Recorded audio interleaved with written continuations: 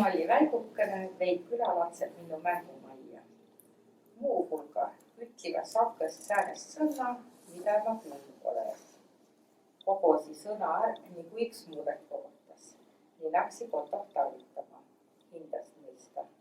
Mamma, tädi ja ime, kel viil tõisi külänaisi kõrah, käsiga vehkema. Ei seo sõna oli kassi. Mille oli küla irestus täis.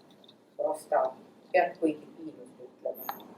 Ma olli väigukõnõ, külälatsõq pärli jõelehest. Pall'o noid piinü sõnnu iks tiie.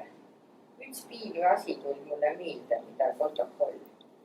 Virviis, nii sääl samah tunnis suguvõsa naisi kogo mu geeniuses. Aga tuust kuldviiriga serviisist on valale õnne üts kraabitu vild. Enfant. Quand j'étais petite, les enfants du village m'emmenaient jouer dans une petite maison. Ils prononçaient souvent un mot que je n'avais jamais entendu auparavant. Je l'ai recueilli, comme on recueille un dialecte, et j'ai commencé aussitôt à l'utiliser, évidemment.